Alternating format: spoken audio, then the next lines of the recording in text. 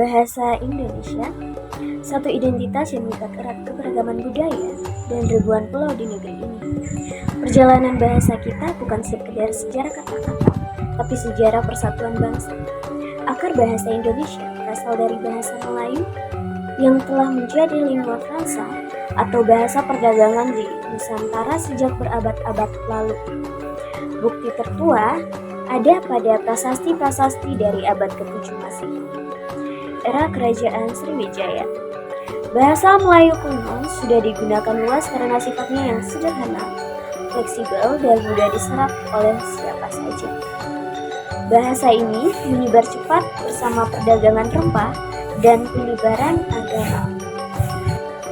Ia menjadi bahasa yang paling demokratis, tidak memandang kasta atau suku asli penggunanya. Memasuki era kolonial Belanda, pemerintah Hindia Belanda cenderung menggunakan bahasa mereka sendiri atau bahasa daerah untuk memecah belah komunikasi. Namun, para tokoh pergerakan nasional justru memanfaatkan bahasa Melayu melalui media massa dan organisasi pergerakan sebagai alat perjuangan dan pemersatu gagasan kemerdekaan. Puncak transformasinya terjadi pada 28 Oktober 1928 di Batavia.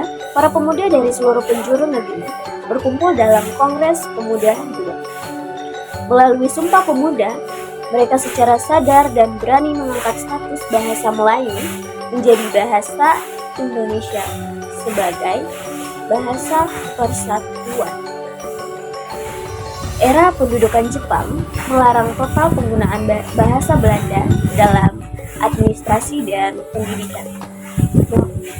Secara sadar memaksa semua orang menggunakan bahasa Indonesia tanpa disadari. Penjajah justru membantu standarisasi dan penyebaran bahasa Indonesia ke seluruh lapisan masyarakat. Sehari setelah kemerdekaan diproklamasikan, status bahasa Indonesia dikukuhkan secara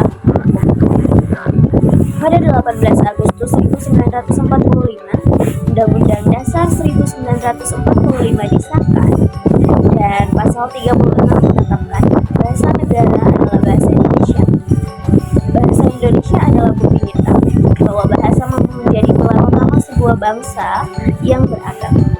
Mari kita rawat dan banggakan bahasa yang menyatukan kita, Indonesia. Buat karena bersatu dalam satu bahasa Indonesia.